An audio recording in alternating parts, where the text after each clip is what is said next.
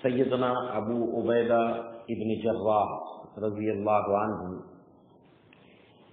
ان کی سیرت پر ہماری گفتگو کا سلسلہ جاری ہے، اور ہو سکتا ہے کہ یہ سیکنڈ لاسٹ آپ کی سیرت کے سلسلے کی کڑی ہو۔ اس کے بعد ایک آخری کڑی پر آپ کی سیرت کا سلسلہ اختتام پذیر ہوگا۔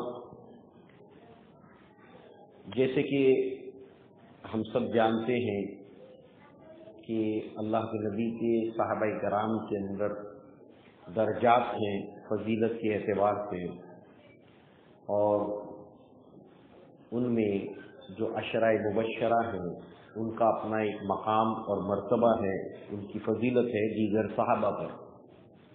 انہی 10 صحابہ میں ابو عبیدہ ابن جراح رضی اللہ عنہ بھی شامل ہیں۔ جو آیت ہم نے ابھی سنی اس کا تعلق سورہ مجادلہ سے ہے۔ سورہ مجادلہ کی یہ آیت نمبر 22 ہے۔ اس کا ترجمہ اور ترجمانی ہم آگے انشاءاللہ دیکھیں گے۔ بالعموم یہ آیت صحابہ کی فضیلت میں ہے۔ قرآن مجید میں اللہ تعالیٰ نے جو آیات نازل کی ان میں متعدد ایسی ہیں جو صحابہ کی فضیلت کو بالعموم بیان کرتی ہے، اور کچھ آیات ایسی بھی ہیں جو بالخصوص کسی صحابی رسول کہ زندگی میں کوئی واقعہ پیش آیا اور یہ آیت نازل ہوئی۔ تو ہم کو روایات کے اندر، دستاویزات کے اندر اس آیت کے تعلق سے بالخصوص ابو عبیدہ ابن جراح رضی اللہ عنہ کے زندگی کا ایک واقعہ ملتا ہے، اور یہ آیت ان کی شان، ان کی فضیلت کو ظاہر کرتی ہے، اور بالعموم تمام صحابہ۔ ابو عبیدہ ابن جراح رضی اللہ عنہ نے اللہ کے نبی کے ساتھ غزوات کے اندر شرکت کی۔ ہر غزوے میں آپ نظر آتے ہیں، چاہے بدر ہو، چاہے احد ہو، چاہے احزاب ہو، چاہے غزوہ تبوک ہو، غزوہ خیبر ہو۔ پھر اللہ کے نبی کی زندگی ہی میں جو سریات ہیں، یعنی اللہ کے نبی نے کسی کو امیر بنا کر بھیجا، اس میں آپ مامور کی حیثیت سے بھی شامل ہوئے اور امیر کی حیثیت سے بھی شامل ہوئے۔ لہذا یہ ایک بہت اہم بات ہے صحابہ کرام کی زندگی اور سیرت کی۔ وہ تھے تو بہت بڑے لوگ، بہت بڑے لوگ تھے، اور کوئی بھی انسان کی بڑائی اس میں ہے کہ وہ اپنے آپ کو بڑا نہ سمجھے۔ جس وقت جو کام اسے دیا جائے اور ظاہری طور پر وہ ایسے معلوم ہو کہ پہلے تو میں نے اس بڑے مقام پر کام کیا تھا، اب نیچے کیسے اتر آؤں، ہم تو بہت چھوٹے، ہماری کوئی حیثیت ہے نہیں۔ دینی اعتبار سے جو ان کی فضیلت تھی، ہمارا دور دور تک کوئی اس سے تقابل، کوئی نام، کوئی نشان تک نہیں ہے، نہ دنیاوی اعتبار سے نہ دینی اعتبار سے۔ مگر ہمارے لیے کتنی بڑی عبرت کی بات ہے کہ انہوں نے مامور کی حیثیت سے بھی اور امیر کی حیثیت سے بھی جب اللہ کے نبی نے انہیں جو ہے وہ امیر بنایا، انہوں نے پوری ایمانداری کے ساتھ میں، پوری دیانتداری کے ساتھ میں اپنی ذمہ داریوں کو نبھایا، اور مامور کی حیثیت سے کوئی کمیاں آنے نہیں دی۔ اپنے مامور، اپنے اوپر جن کو مامور کیا گیا، اور یہ صحابہ نے بیعت بھی کی تھی اللہ کے نبی سے، وَلَا نُنَازِعَ الْأَمْرَ أَهْلَهُ، کہ اللہ کے نبی آپ ہمارے اوپر جس کسی کو بڑا مقرر کریں گے ہم اس سے تنازع نہیں کریں گے، اس سے جھگڑا نہیں کریں گے۔ اسی سے اجتماعی مفادات اس کے اندر ہے۔ انسان اپنی انفرادیت کو اجتماعیت میں گم کر دے تو صحابہ کرام کی فضیلت کا یہ بھی ایک وصف ہے۔ دوسری چیز صحابہ کی زندگی میں جو ہمارے لیے سیکھنے والی ہے وہ یہ بھی کہ جو اچھا لسنر ہوتا ہے دوسروں کو اچھی طریقے سے سنتا ہے، یہ نہیں کہ ان کے اوپر سوار ہو جائے، سننے ہی کو تیار نہ ہو۔ تو جو اچھا سننے والا ہوتا ہے وہ اچھا فیصلہ کرنے والا بھی ہوتا ہے، وہ ججمنٹ اچھے لیتا ہے، فیصلے اچھے کرتا ہے، نتیجے درست نکالتا ہے۔ ایک اسی طریقے سے جو اچھا سننے والا ہوتا ہے، اچھی طرح سے سمجھنے والا سننے والا ہوتا ہے، وہ اچھی طریقے سے سنانے والا اور سمجھانے والا بھی ہوتا ہے۔ اور یہ صحابہ کا خاص وصف تھا، قرآن نے اس کی تعریف کی، بہت اچھا سننے والے تھے صحابہ، کسی بھی بات کو بڑے بہترین انداز میں سمجھتے تھے، اللہ نے ان کی سمجھ کی بھی تعریف کی۔ سمجھ کا ایک لیول ہوتا ہے افضل، ایک ہوتا اعلیٰ، ایک ہوتا احسن۔ اللہ نے فرمایا کہ یہ جو ہے وہ بات کو بہت اچھی طرح سنتے ہیں، اور احادیث میں اس کی تفصیلات کیسے آئی۔ اگر کوئی دیکھے تو معلوم ہوتا ہے کہ یہ زندہ لوگ نہیں ہیں، یہ تو مورتیاں ہیں، پرندے آ کے بیٹھ جائیں گے ان پر، اتنا فوکس ہو کر سنتے تھے۔ تو لہذا جو اچھا سننے والا وہ اچھا سنانے والا، جو اچھا سننے والا وہ اچھے فیصلے کرنے والا، یہ زمینی سطح سے اٹھنے والا انسان۔ اسی طریقے سے جو اچھا مامور ہے، امیر کی بہترین اطاعت کرنے والا ہے، اس کو سمجھتا ہے کہ امیر کی اطاعت کی اہمیت کتنی ہے، اس میں تساہلی کا نقصان کتنا بڑا ہے، مامور کی حیثیت اللہ تعالی کے یہاں پر کس قدر جواب دہی کی ہے، یہ ساری چیزوں کو سمجھتے ہوئے جو اوپر آتا ہے، اور پھر جب اس کو وہ ذمہ داری دی جاتی ہے تو اچھا مامور اچھا امیر بنتا ہے۔ تو یہی وجہ ہے کہ ہم صحابہ کی زندگی میں دیکھتے ہیں کہ وہ اچانک امیر سے مامور ہو جاتے ہیں۔ اس کی سب سے بڑی مثال جب اللہ کے نبی نے زید ابن حارثہ، ان کے بیٹے اسامہ ابن زید کو، جو بہت کم عمر تھے، ان کی قیادت کے اندر ان کی عمارت میں آپ نے صحابہ کرام کو روانہ کیا، اس میں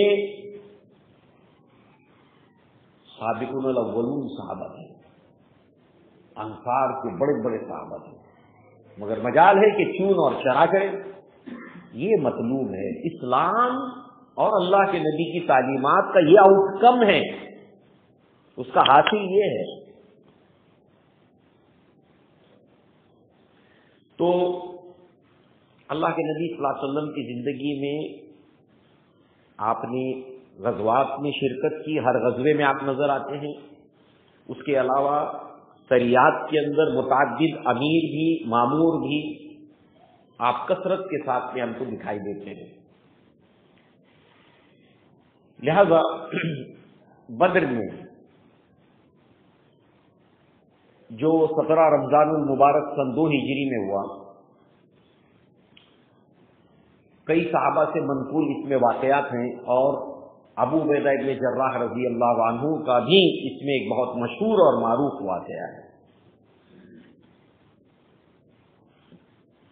جب بھی آپ کفاران قریش کے لشکر میں داخل ہوتے تھے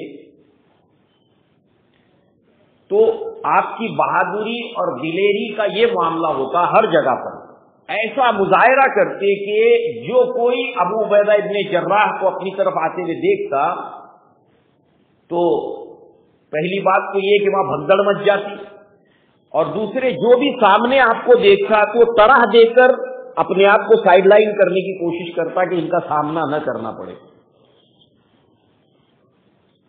اس قدر جری اور بہادر تھے جو ہے وہ ابو عبیدہ ابن جراح، اور ہر چاہے غزوہ احد ہو چاہے غزوہ احزاب، ہر جگہ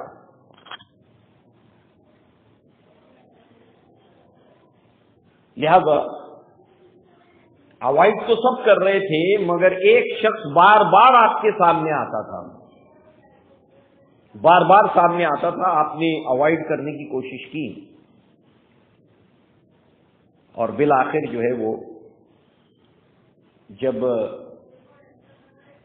بارہا وہ سامنے آیا تو ابو عبیدہ ابن جراح نے ایسا کاری ضرب لگایا اس شخص کے اوپر کہ اس کی کھوپڑی کے 2 حصے ہو گئے. اور یہ کون تھا؟ ان کے والد تھے. لہذا کفاران قریش نے اس کے اوپر بہت وابلہ مچایا، اور خاص کر کے اللہ کے نبی کو ہدف بنایا. مکہ میں جانے کے بعد کہا کہ محمد صلی اللہ علیہ وسلم اپنے ہی اقربا کو باہم آپس میں اپنے ہی رشتہ داروں کو جو ہے وہ قتل کروا رہے ہیں. اب یہ واقعہ تو ہو گیا، مگر آپ تھوڑے الجھن میں تھے کہ میری وجہ سے اللہ کے نبی صلی اللہ علیہ وسلم کو سننا پڑے یا اس طرح کی باتیں ہو رہی ہیں. پھر ایک جھجک جو تھی حمیت اسلام نے حق کی حمیت کے اندر کیا.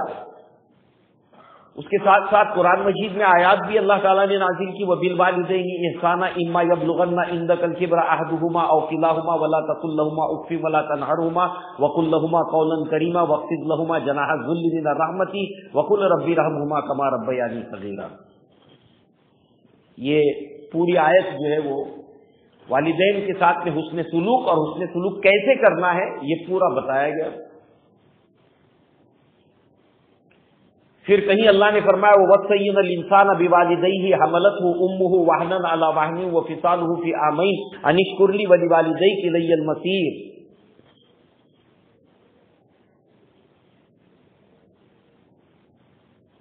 کفاران قریش پروپیگنڈا الگ کر رہے ہیں تو اللہ کے نبی صلی اللہ علیہ وسلم کی خدمت میں حاضر ہوتے ہیں اور جو اپنے خدشات ہیں. قرآن مجید میں سورہ مومن میں ایک آیت ہے اغلباً آیت نمبر 60، اور اس میں یہ ہے کہ وہ لوگ ڈرتے ہیں، وجلت قلوبہم، ان کے دل ڈرتے رہتے ہیں. تو عائشہ صدیقہ نے اس آیت کے بارے میں اللہ کے نبی سے پوچھا کہ اللہ کے نبی صلی اللہ علیہ وسلم یہ کون لوگ ہیں؟ شراب پینے والے، زنا کرنے والے، جوا کھیلنے والے، یہ ڈر رہے ہیں، یہ کون لوگ ہیں؟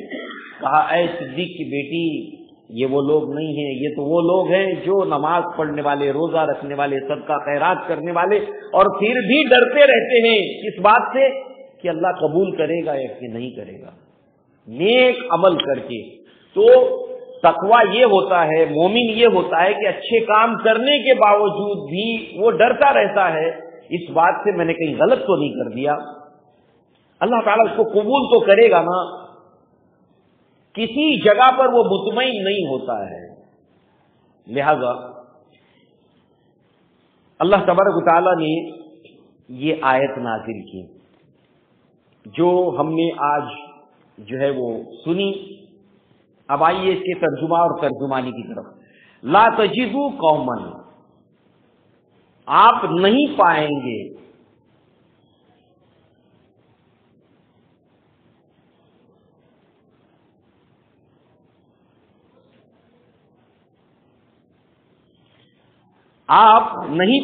ولا تجدوا قوما یؤمنون باللہ والیوم الآخر، جو اللہ پر اور آخرت کے اوپر ایمان رکھتی ہے،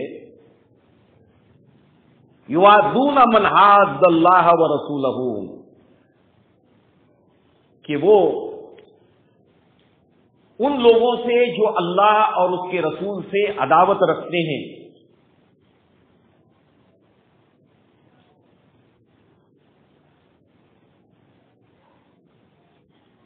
ان لوگوں سے جو اللہ اور اس کے رسول سے عداوت رکھتے ہیں، ان کے لیے ان کے قلب و ذہن کے اندر کوئی نرم گوشہ ہو،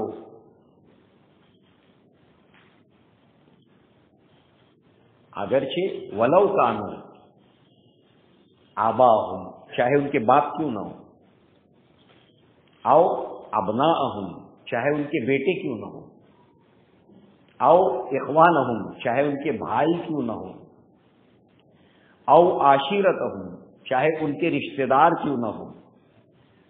اولئک، یہی ہیں وہ لوگ، یہ صحابہ ہیں.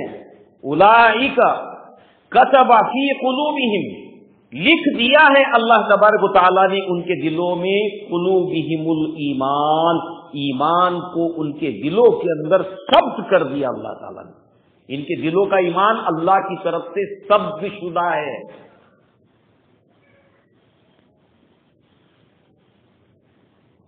یہ فضیلت ہے صحابہ کرام کی.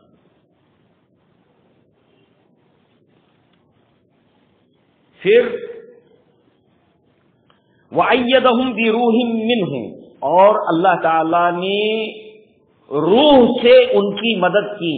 اس سے مراد ہے ایمان ان کے دلوں میں ڈال کر ان کی مدد کی، یا جس بھی طرح سے اللہ تبارک تعالیٰ نے نصرت کے ذریعے سے ان کی مدد کی.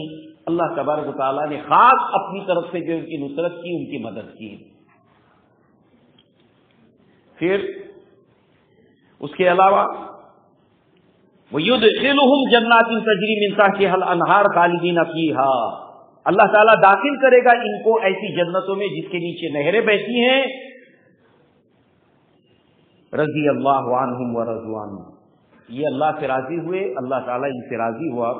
اولئک حزب اللہ، یہ ہے اللہ تعالیٰ کی پارٹی، اللہ کی جماعت. اور الا، کان کھول کر سن لو، اچھی طرح سے سن لو، ان حزب اللہ هم المفلحون، جو اللہ کی جماعت ہے، جو اللہ کی پارٹی، وہی کامیاب ہوگی، وہی فلاح پانے والی ہے. بالکل یہ اللہ کا کلام ہے، لا ریب فیہ کلام ہے. اس میں اللہ تعالیٰ نے صحابہ کرام کو ڈکلیئر کر دیا ہے. ایک جگہ متعدد جگہ پر. بہرحال یہ بالخصوص اس کے تعلق سے اب احادیث کے اندر عمر بن الخطاب رضی اللہ عنہ جو ہے وہ اور بھی اس کو لے کر روایات ہیں، اور وہ یہ کہ عمر بن الخطاب رضی اللہ عنہ جو ہے وہ اس فرماتے ہیں کہ اس وقت جب ان کا آخری وقت تھا، اپنے بعد جو ہے وہ کس کو ذمہ دار بنائیں گے، صحابہ اکرام سے مشورہ کر کے، تو انہوں نے 6 لوگوں کا ایک بورڈ بنا دیا جو 6 کے 6 عشرۂ مبشرہ تھے. مگر اس وقت انہوں نے کہا ضرور کہ اگر آج ابو عبیدہ زندہ ہوتے تو میں انہیں جو ہے وہ مقرر کرتا. اور پھر وہ وجہ بھی بتائی کہ اللہ کے نبی صلی اللہ علیہ وسلم نے فرمایا کہ ابو عبیدہ اس امت کے امین ہیں. اور پھر جو ہے وہ اور مزید آپ نے فرمایا کہ یہ جو آیت ہے، یہ مسند احمد کے اندر اور حاکم کے اندر یہ روایت ہے کہ یہ جو آیت ہے سورہ مجادلہ کی آیت نمبر 52، تو اس کے اندر جو وَلَوْ كَانُوا آبَاءَهُمْ، چاہے ان کے باپ کیوں نہ ہو، تو یہ ابو عبیدہ ابن جراح کے بارے میں ہے، اس لیے کہ بدر میں انہوں نے اپنے باپ کو قتل کیا تھا. اور یہ کہ او ابناہم، یہ جو ہے وہ ابو بکر صدیق رضی اللہ عنہ کے بارے میں ہے کہ عبد الرحمن ابن عوف کو انہوں نے کہا تھا کہ اگر تو میری زد میں آتا تو مجھے چھوڑتا نہیں میں. اور چاہے ان کے بھائی کیوں نہ ہو، اور اخوانہم، ان کے بھائی کیوں نہ ہو. یہ مصعب ابن عمیر کے بارے میں ہے کہ انہوں نے اپنے بھائی کو جو ہے وہ غزوہ بدر کے اندر قتل کیا.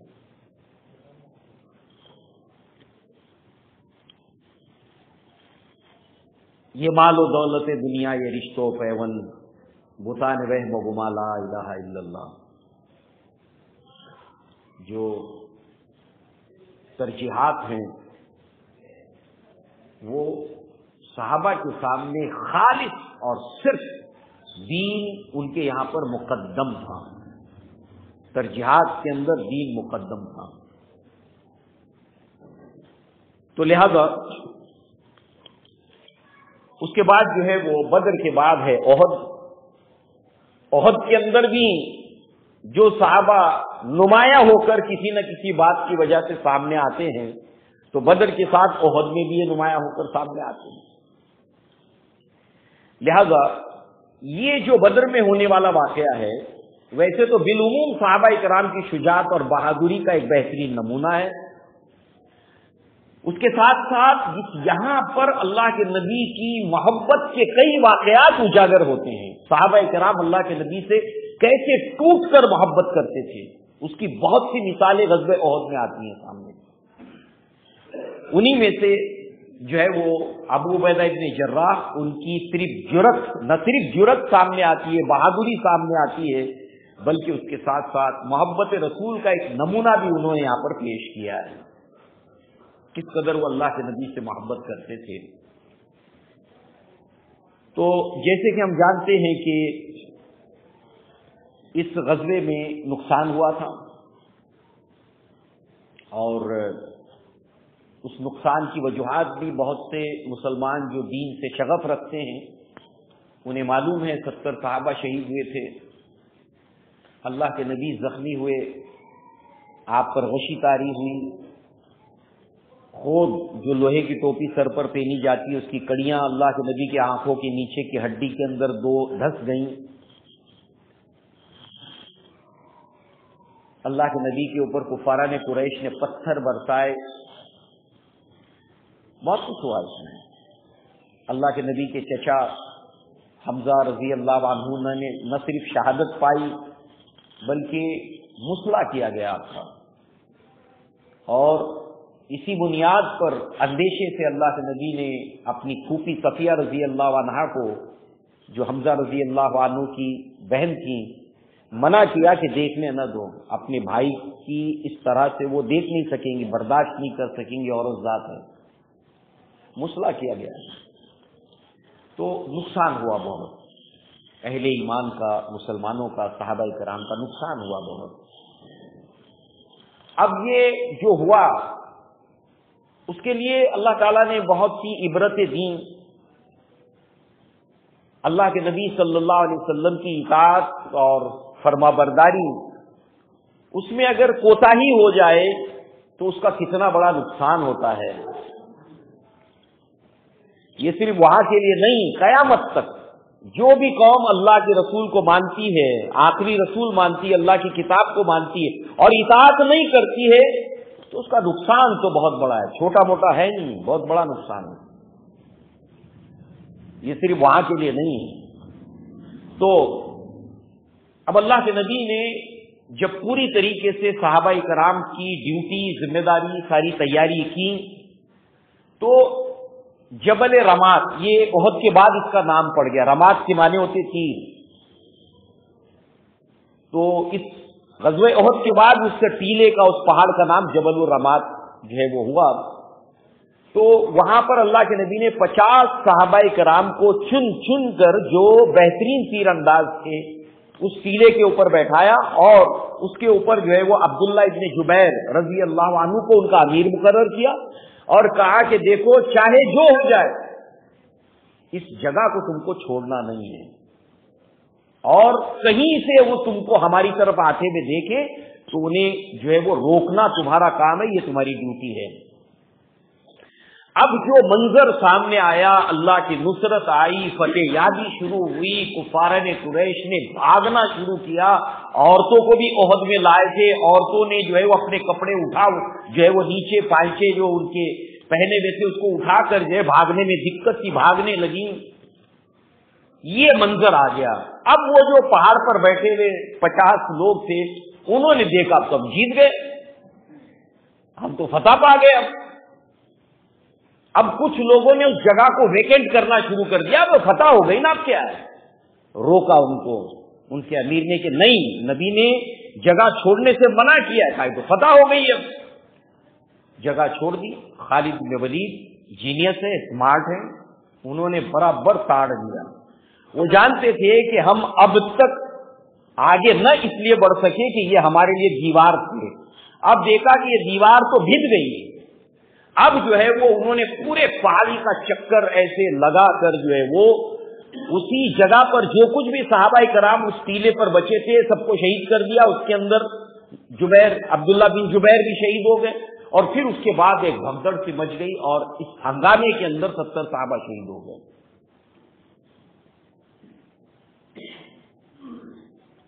اب جو ہے وہ اس کا اور بھی ایک صحابہ کرام کا ایک زبردست رول یہ غزوہ احد میں سامنے آتا ہے، جو لگتا ہے کہ بہت زبردست لوگ تھے. بہت زبردست. اور اللہ تعالیٰ نے جو انہیں مقام اور مرتبہ دیا ہے یہ اس کے مستحق تھے. اللہ تعالیٰ نے اس کے استحقاق کے لیے ان کو ایسا بنایا. لہذا جو ہے وہ یہ نقصان جو ہوا تو ابو بکر صدیق رضی اللہ عنہ کہتے ہیں کہ میں اللہ کے نبی صلی اللہ علیہ وسلم کی طرف دوڑا. میں دیکھتا ہوں کہ مشرق کی جانب سے ایک اور آدمی دوڑتا ہوا اللہ کے نبی صلی اللہ علیہ وسلم کی طرف بڑھ رہا ہے. یہ خطرے کے حالات میں صحابہ کرام نے اللہ کے نبی صلی اللہ علیہ وسلم کو گھیر لیا آپ کے تحفظ کے لیے. اور میں نے دیکھا تو مجھ سے پہلے وہ شخص پہنچ گیا اور وہ ابو عبیدہ ابن جراح تھے رضی اللہ عنہ. اور اللہ کے نبی صلی اللہ علیہ وسلم کے یہ آنکھ کے نیچے کی ہڈی کے اندر جو ہے وہ خود کی 2 کڑیاں داخل ہو گئی تھی جس سے آپ بہت تکلیف محسوس کر رہے تھے. تو ابو بکر صدیق جب آگے بڑھتے نکالنے کے لیے تو ابو عبیدہ ابن جراح کہتے کہ واللہ اللہ کی قسم ابو بکر مجھے یہ نکالنے دو آپ. اس کے بعد آپ نے ہاتھ سے نہیں نکالی. ہم پڑھ کر گزر جاتے ہیں. تھوڑی دیر کے لیے رک جائیے نا, تھوڑی دیر کے لیے ٹھہر جائیے, تھوڑے اپنے دل دماغ کو ٹھنڈا رکھ کر سوچئے کہ ان کڑیوں کو کیسے بھی نکالا جا سکتا تھا.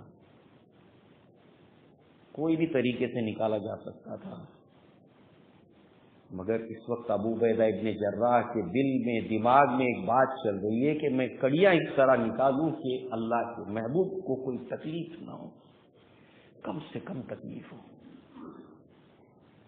پڑھ کر گزر جاتے ہیں. کتنے بے درد ہیں ہم لوگ, کتنے بے درد ہیں, رکتے نہیں, ٹھہرتے نہیں. جب تک کہ ہم صحابہ کرام کو اچھی طرح جانیں گے نہیں, پہچانیں گے نہیں, ان سے محبت میں گہرائی کیسے آئے گی, ان سے دلی لگاؤ کے اندر ڈیپتھنس کیسے آئے گا. آپ نے اپنے دندان مبارک کے اندر ایک کڑی کو مضبوطی کے ساتھ میں پکڑ لیا اور پھر اس کے بعد دھیرے دھیرے آہستگی کے ساتھ میں پورا پریشر جو ہے وہ اپنے دانتوں کے اوپر آپ نے لیا پوری طرح کس کر, اور دھیرے دھیرے دھیرے اس کو ہلا کر جب نکالنے لگے تو پہلی کڑی نکل گئی, مگر اس کے ساتھ ساتھ نیچے کا سامنے کا آپ کا ایک دانت بھی ٹوٹ گیا. اب ابو بکر نے چاہا کہ میں نکالوں, ان کا تو دانت ٹوٹ گیا ہے. پھر کہتے واللہ مجھے نکالنے دو. پھر دوبارہ دوسری کڑی کے لیے جو ہے وہ دونوں دانتوں کے درمیان مضبوطی سے اس کو چاپا اور پھر آہستگی کے ساتھ میں ہلا کر جو ہے وہ اس کو نکال دیا. تب جا کر اللہ کے نبی صلی اللہ علیہ وسلم کو راحت ہوئی. پھر دوسری کڑی جب نکالی تو دوسرا دانت بھی آپ کا نکل گیا. یہ سننا اور اس کو کچھ فیل کرنا, اس کو محسوس کرنا, تو یہ ہے غزوہ احد کے اندر. ابھی بات ختم نہیں ہوئی ہے. اب ہوا یہ کہ اس میں کفاران قریش چل دیے. وہ آخری منظر وہ ہوا کہ پہاڑ کے ٹیلے کے پیچھے اللہ کے نبی تھے, صحابہ کرام حفاظتی دستہ بنے ہوئے تھے. ابو سفیان نے اعلان کیا تمہارے درمیان محمد صلی اللہ علیہ وسلم ہیں کیا؟ اللہ کے نبی نے صحابہ کو کہا خاموش رہو, کچھ جواب نہ دو. پھر اعلان کیا کہ تمہارے درمیان ابو بکر صدیق ہیں کیا؟ اللہ کے نبی نے فرمایا جواب نہ دیں. پھر تیسری بار کہا کہ تمہارے درمیان عمر بن الخطاب ہیں کیا؟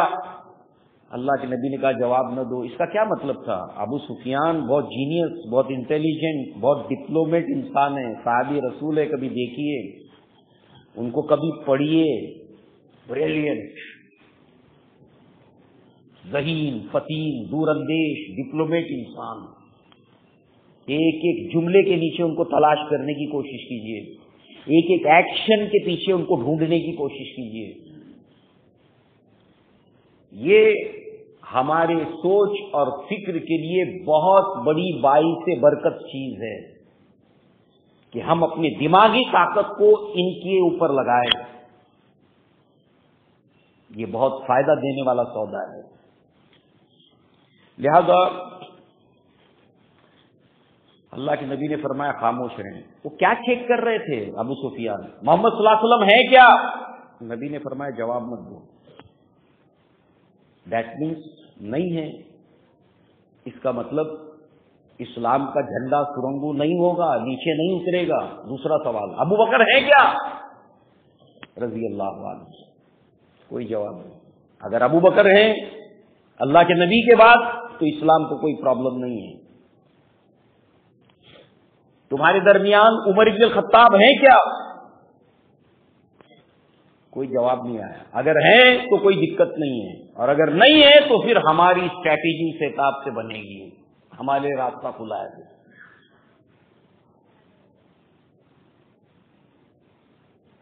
اللہ کے نبی صلی اللہ علیہ وسلم کی تعلیم اور تربیت دیکھیے کہ ایک کے بعد ایک قائدوں کو تیار کیا.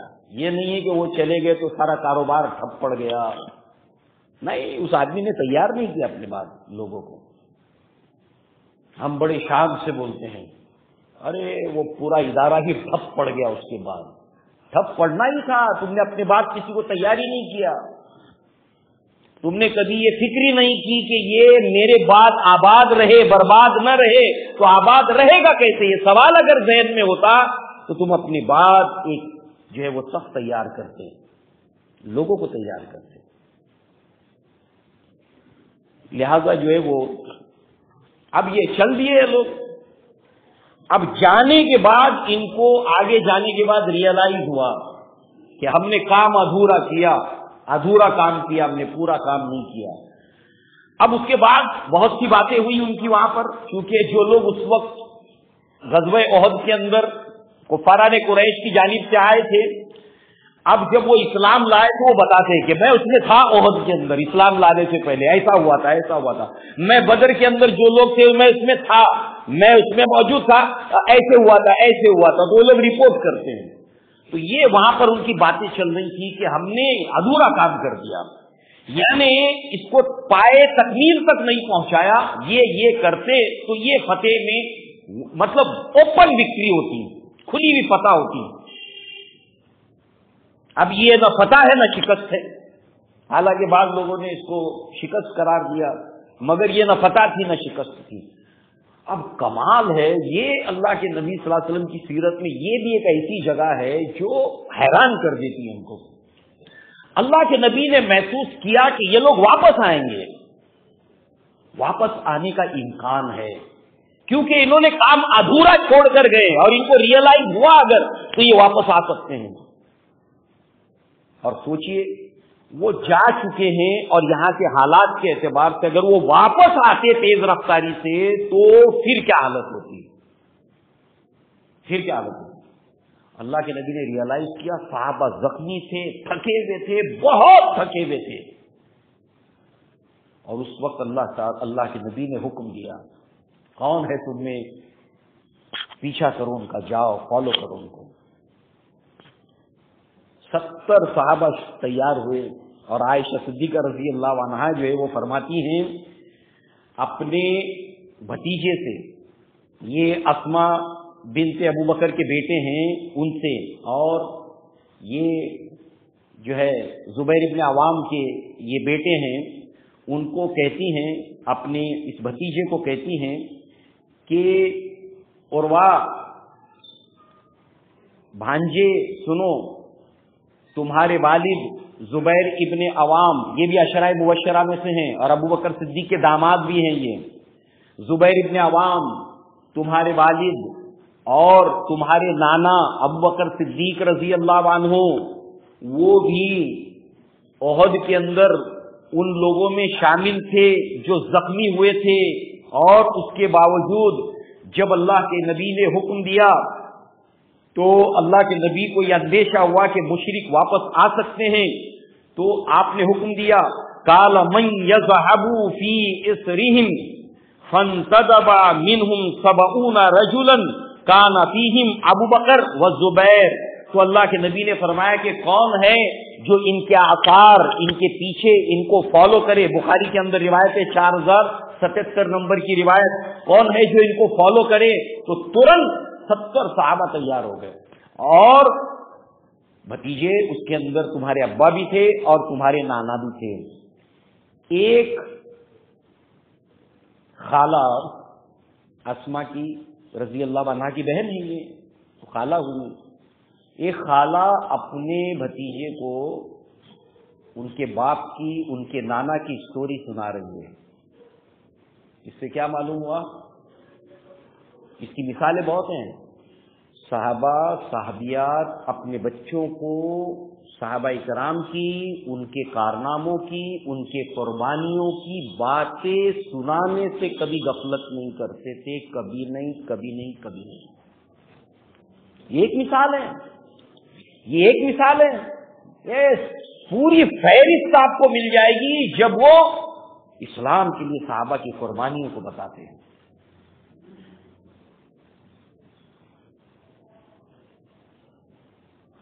ہمارے لیے سوچنے والی بات ہے، ہمارے بچے کیا سن رہے ہیں اور کیا ہمارے پاس انہیں سنانے کے لیے، ان عظیم ہستیوں کی باتیں سنانے کے لیے ہمارے پاس وقت بھی ہے؟ یہ ہمارے لیے بہت بڑی سوچنے کی بات ہے. اس کے تعلق سے اللہ تعالیٰ نے قرآن مجید میں سورہ آل عمران میں آیت ہے، یہ جو واقعہ ہے اس کو لے کر، اور پھر کہا کہ یہ آیت یہ انہی کے بارے میں ہے. تو یہ 70 صحابہ ہے جس میں ابو عبیدہ ابن جراح نے سیکورٹی بھی ہے، گردان مبارک وہ نکالے بھی، آپ نے کڑیاں بھی نکالی، دانت بھی شہید ہوئے، زخمی بھی ہیں. سب کچھ ہونے کے باوجود، تھکان کے باوجود بھی جب اللہ کے رسول نے حکم دیا تو وہ پیچھا جو کیا ہے تو لوگوں نے دیکھ لیا، کفاران قریش جو ارادہ کر رہے تھے پلٹنے کا دیکھ لیا، اور ان کو یہ گمان لگا کہ یہ نئی کمک ہے، نئی طاقت ہے جو ان کی مدد کے لیے آئی ہے. لہذا انہوں نے چپ چاپ اپنا راستہ لیتے ہوئے مکہ کی طرف پلٹ گئے. تو جیسے کہ ہم نے آغاز ہی میں دیکھا کہ آپ نے ہر غزوہ جو ہم سنتے ہیں اس کے اندر آپ نے پارٹیسپیٹ کیا. ابو عبیدہ ابن جراح نے، اب غزوہ خندق ہے، اس میں بھی آپ نے جو ہے وہ شجاعت کا مظاہرہ کیا ہے. اور اس کے بعد سن 6 ہجری کے اندر جو ہے وہ قبیلہ سالبہ تھا اور قحط کے دن بھی چل رہے تھے، اور یہ قبیلہ سالبہ جو ہے وہ مدینہ کے اطراف کے اندر جو چراگاہیں ہوتی تھی، جو مویشی ہوتے تھے، وہ لوٹ پاٹ کر کے لے جاتے تھے. اور یہ اللہ کے نبی کو جب خبر ہوئی اس کی تو اللہ کے نبی نے 40 صحابہ کی ایک جماعت جس کا سپہ سالار ابو عبیدہ ابن جراح کو بنایا. آپ اس جماعت کو لے کر چلتے ہیں اور یہ بنو سالبہ کے جو غارت گر لوگ ہیں ان کو پورے پہاڑوں کے اندر 4 طرف بکھرا کے جو ہے وہ چھوڑ دیتے ہیں، اور ایک طرح سے ان کو ایک میسج مل جاتا ہے کہ مدینہ کی طرف غلط نظر سے دیکھنا نہیں، اب تک جو کرتے آئے ٹھیک ہے، اب آج کے بعد نہیں. تو لہذا کامیابی کے ساتھ میں آپ جو ہے وہ لوٹے یہاں پر بھی، اور ساتھ ہی ساتھ جو ہے وہ بطید نامی ایک شخص کو گرفتار کر کے بھی اللہ کے نبی کے پاس لائے جس نے بعد میں اسلام قبول کر لیا. پھر 6 ہجری کے اندر اعلان ہوا مدینہ کے اندر، اللہ کے نبی نے خواب دیکھا کہ آپ جو ہے وہ عمرہ کر رہے ہیں. تو اللہ کے نبی نے اعلان کروایا اپنے ہرکاروں کے ذریعے سے کہ جس کسی کو چلنا ہے چلے. تو اب سننے کو سن لیا ہم نے، مگر اس اعلان کے بعد میں کنڈیشن کیا تھی؟ عبداللہ ابن ابی اور اس کا ٹولہ بھی تھا، منافقین بھی تھے. کیا کہتے تھے؟ واپس نہیں آئیں گے یہ لوگ. اس لیے ویسے ہی کٹ رہے تھے، بھائی آپ کہاں جا رہے ہو؟ غزوہ بدر ہوا ہے، غزوہ احد ہوا ہے، غزوہ احزاب ہوا ہے، اتنا کچھ ان کا نقصان ہوا، اب تم جا رہے ہو مکہ ان کے گھر میں. کہنے لگے تھے واپس نہیں آئیں گے، جا تو رہے واپس نہیں آئیں گے. اور اللہ کے نبی نے اعلان کیا جس کو عمرہ کے لیے نکلنا ہو نکلے. 1400 صحابہ آپ کے ساتھ آئے تھے. سورہ فتح ہم پڑھتے ہیں، بیعت رضوان ہم پڑھتے ہیں. مطلب کیا تھا اس کا؟ مکہ میں داخل ہونے کا مطلب کیا تھا؟ اس کے اوپر تھوڑا طاری کر کے دیکھیے، سوچ کر دیکھیے، محسوس کر کے دیکھیے. ایسے ہی ہے کوئی سیر سپاٹے کے لیے گئے اور چلے آئے. لہذا جو ہے وہ بیعت رضوان میں آپ شامل تھے، یعنی اس چھٹے سال میں عمرہ کرنے کے لیے جو 1400 صحابہ نکلے اس کے اندر آپ بھی اللہ کے نبی کے ساتھ نکلے. پھر وہ ڈیٹیلز ہیں. عثمان بن عفان رضی اللہ عنہ کی شہادت کی خبر پھیلی، اللہ کے نبی نے بیعت لی صحابہ کرام سے. اسی کو بیعت رضوان کہا جاتا ہے، جس کو اللہ تعالیٰ نے قرآن مجید میں نقل کیا. اور یہ قرآن مجید میں اللہ نے یہاں پر بھی فرمایا، سورہ فتح کی اس آیت کے اندر بھی اللہ تبارک تعالیٰ نے جو یہاں پر بیان کیا کہ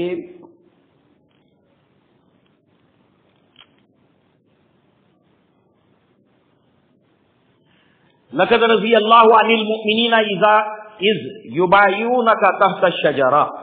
اللہ تعالیٰ راضی ہوا ان لوگوں سے. کتنی جگہ پر آ رہا ہے اللہ راضی ہوا. اب ایک آیت ہم نے پڑھی مجادلہ کی، رضی اللہ عنہم ورضوان، یہاں پر پھر آ گیا اللہ تعالیٰ ان سے راضی ہوا جنہوں نے جو ہے وہ اس بیعت رضوان اس درخت کے نیچے بیعت کی، اور اللہ نے فرمایا کہ ان کے ہاتھ کے اوپر اللہ کا ہاتھ ہے. یہ صحابہ کی عظمت ہے،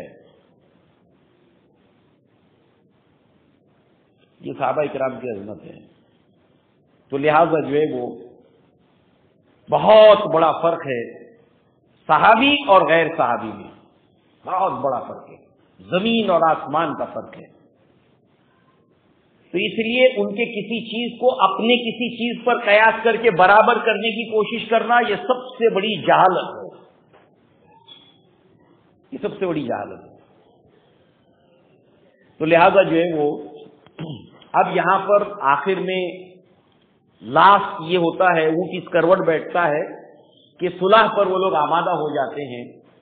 تو اللہ کے نبی نے صلح کو لکھائی، اس کے اوپر ایز اے وٹنس جن لوگوں نے دستخط کیے سیدنا ابو عبیدہ ابن جراح کے بھی اس صلح حدیبیہ کے اوپر دستخط ہے، سگنیچرز ہیں بطور شاہد کے، گواہ کے، جس کو اللہ نے فتح مبین قرار دیا. صلح حدیبیہ فتح مبین، اس کے اوپر ابو عبیدہ ابن جراح کے بھی دستخط ہیں جو شاہد ایک گواہ تھے. اسی طریقے سے اللہ کے نبی صلی اللہ علیہ وسلم نے غزوہ احزاب کے اندر جو ہے وہ بہت آزمائش والا، یہ صحابہ کے لیے سب سے کڑی آزمائش والا غزوہ احزاب تھا. اللہ نے خود سورہ احزاب میں بیان کیا، زلزلوا زلزالا شدیدا، یہ الفاظ آیا کہ وہ بالکل جو ہے وہ ہلا کے رکھ دیے گئے. یہیں پر تو اللہ کے نبی کی عصر کی نماز قضا ہوئی ہے، عمر بن الخطاب کی عصر کی نماز قضا. اگر جگہ چھوڑ دیا آپ نے کچھ کا کچھ ہو جائے گا. اور خندق کی کھال میں کھودی تھی، ہم سب بچپن سے سنتے آئے ہیں، پیٹ پر پتھر باندھ کر، کھانے کے لیے کچھ نہیں ہے، اور لمیٹڈ ٹائم کے اندر اس کو کمپلیٹ کرنا ہے، اور کمپلیٹ کیا. ان تمام کے تمام تکلیفات سے گزر جانے کے بعد جو ہے وہ بہت حالت خراب ہو گئی منافقوں کی، عبداللہ ابن ابی اور اس کے ٹولے کی. انہوں نے کیا کہا اس کا بھی ذکر ہے. جب خندق کھودی جا رہی تھی تو اللہ کے نبی صلی اللہ علیہ وسلم جب کوئی جگہ ایسی ہوتی تھی جو توڑی نہیں جاتی تھی، سخت چٹان آ جاتی تھی، تو صحابہ کرام 10 کا گروہ بنایا تھا اللہ کے نبی نے، اور اس کے حصے میں یہاں سے یہاں اتنا ڈیپتھ اور اتنا چوڑا کھودنا ہے، تمہارا 10 کا گروپ ہے، پورا کیلکولیٹ کر کے اللہ کے نبی نے ڈسٹریبیوٹ کیا اس کو پورا. اور اس کے بعد جو ہے وہ جب کوئی بھاری چٹان آتی تو صحابہ نبی کے پاس آتے کہ اللہ کے نبی ہم سے یہ ٹوٹ نہیں رہی ہے، تو اللہ کے نبی ایک کدال مارتے اور وہ بھربھری ہو کر جو ہے وہ ٹوٹ جاتی. تو اس وقت جب ایک چنگاری نکلی ایک چٹان سے، اللہ کے نبی نے فرمایا قیصر فتح ہو گیا، میں شام کے فاٹک دیکھتا ہوں. یہ سب خوشخبریاں اور بشارتیں اور پریڈکشنز اللہ کے نبی کر رہے ہیں. قرآن میں آیتیں نازل ہو رہی ہیں، اور جب گھیرا بندی کی تمام سے تمام مدینہ کی، خندق سامنے تھی، اور وہ پورے کے پورے 5000 پورے الائنس کے ساتھ پہلی مرتبہ اتنی بڑی طاقت آ کر تمہارے منہ پر کھڑی ہو گئی ہے. بس درمیان میں ایک خندق ہے اور کچھ نہیں ہے، کچھ کا کچھ ہو سکتا ہے. اب اس وقت میں اس سچویشن کے اندر جو ہے وہ اللہ کے نبی صلی اللہ علیہ وسلم کے جو ہے وہ صحابہ کرام کی جو کڑی آزمائش تھی، تو اس وقت منافقین جو تھے، عبداللہ ابن ابی، سورہ احزاب میں ان کا مقولہ ہے، ما وعدنا اللہ ورسولہ، کیا ہوا اللہ اور اس کے رسول کا وعدہ؟ کچھ نہیں، صرف دھوکہ تھا۔ یہ کہا انہوں نے شام فتح ہو گیا، یہ فتح ہو گیا۔ یہاں پر حال یہ ہے کہ ہم اپنی حاجت کے لیے، نیچرل کال کے لیے نکل نہیں سکتے، جگہ نہیں چھوڑ سکتے، اور شام فتح ہو گیا، یہ فتح ہو گیا، وہ فتح ہو گیا، یہ کہا انہوں نے۔ اور اتنی سخت آزمائش میں صحابہ نے کیا کہا تھا؟ سچ کہا تھا اللہ اور اس کے رسول نے، یہ آزمائش تو اللہ تم کو آزمائے گا، یہ تو کہا تھا۔ وَلَنَبْلُوَنَّكُمْ بِشَيْءٍ مِّنَ الْخَوْفِ وَالْجُوعِ وَنَقْصٍ مِّنَ الْأَمْوَالِ وَالْأَنفُسِ وَالثَّمَرَاتِ وَبَشِّرِ الصَّابِرِينَ، کہا تھا، اللہ نے کہا تھا، رسول نے کہا تھا، اور سچ کہا تھا تمہارے ساتھ یہ حالات آئیں گے۔ اور پھر ان کے سموتات کے اندر، تسلیم و رضا کے اندر، ایمان کے اندر ان حالات نے اور اضافہ کر دیا، ان حالات نے ان کے ایمان میں، سموتات میں، تسلیم و رضا میں اور اضافہ کر دیا۔ منافق تو گلیاں دیکھ دیکھ کر نکل گئے، حقیقی ایمان کی ضد نفاق ہے۔ یہ غزوہ احزاب، ابو عبیدہ ابن جراح اس میں بھی شریک تھے، اور یہاں پر بھی آپ نے شجاعت کا جو ہے وہ اہم جو ہے وہ کارنامہ اس کے اندر بھی انجام دیا۔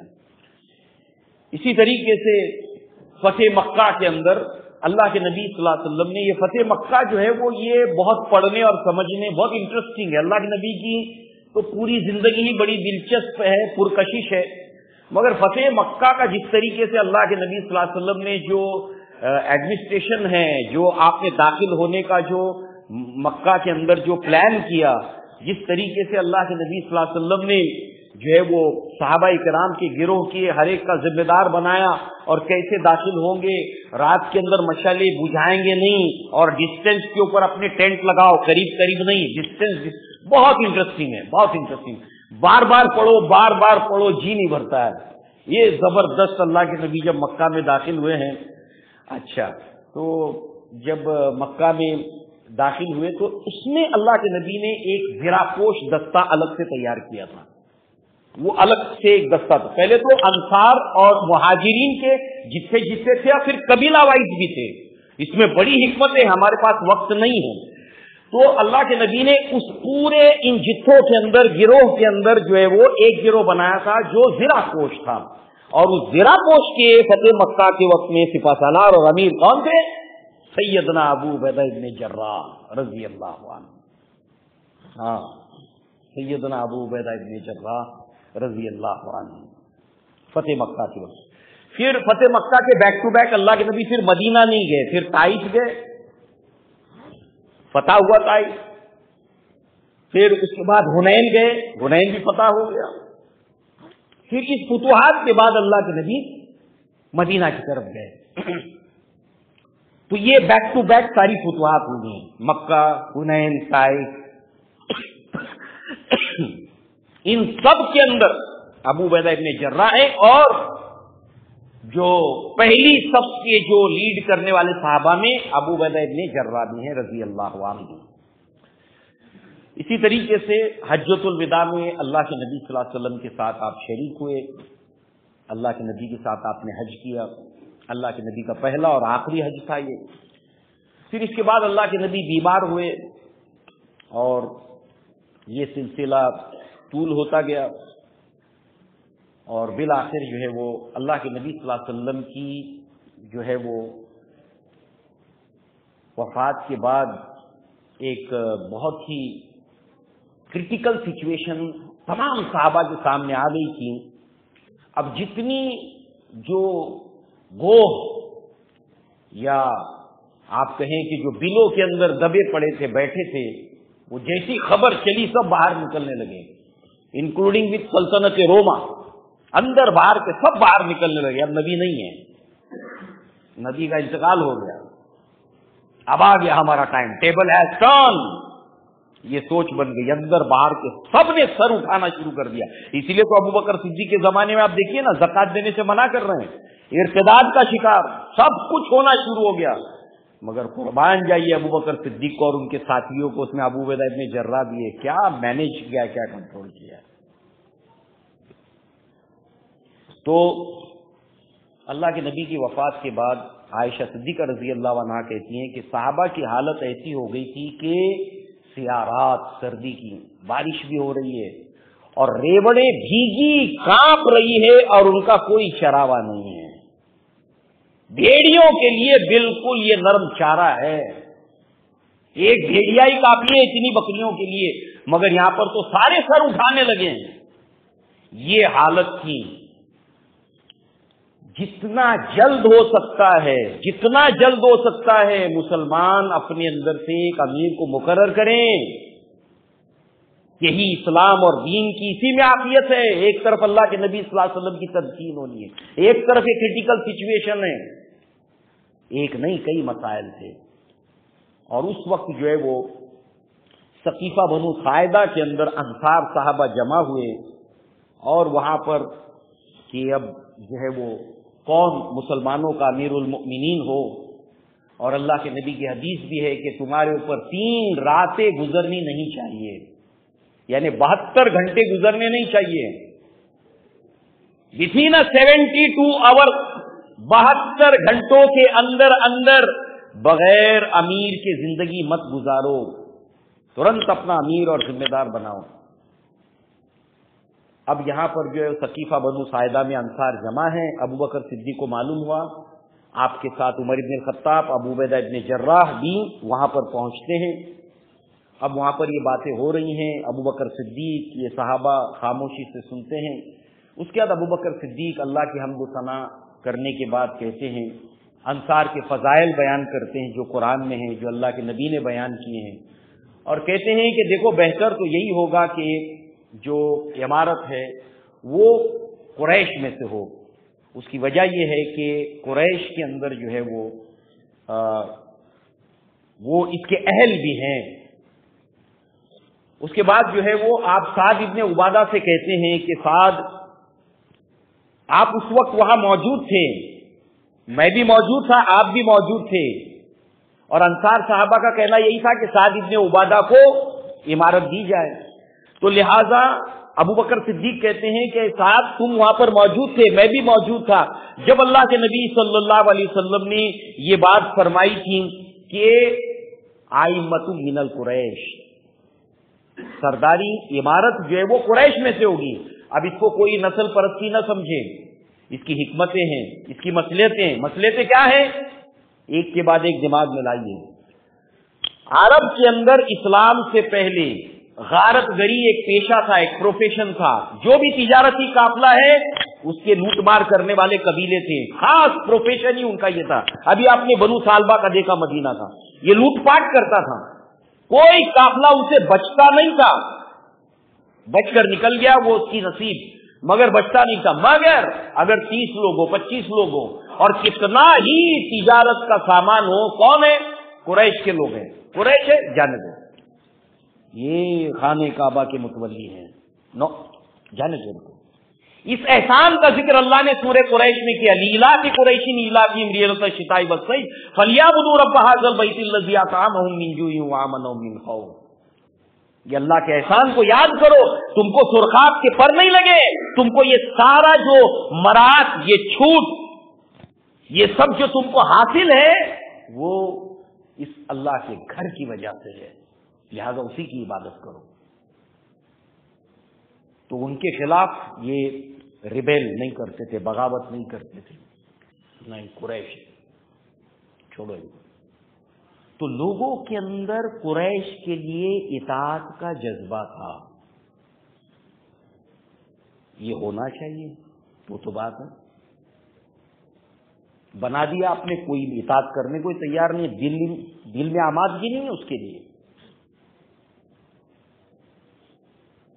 پھر آپ نے بتایا کہ اللہ کے نبی نے یہ کہا تھا، اے سعد ابن عبادہ تم وہاں پر موجود تھے، کہ قریش میں سے جو شرفا ہیں، جو اچھے لوگ ہیں، اچھے لوگ قریش کے سردار میں سے جو اچھے ان کو فالو کرتے ہیں، اور قریش میں جو برے لوگ ہیں جیسے ابو جہل ہے، कुरैश में जो बुरे लोग हैं, तो बुरे जो कुरैश के लोग हैं वो बुरे सरदारों को कुरैश के फॉलो करते हैं, तो यूनिटी क्रिएट होगी ना। आखिर में उस कायद के साथ में एक दिली लगाव भी तो हो ना। तो ये कोई नस्ल परस्ती वाली बात नहीं है।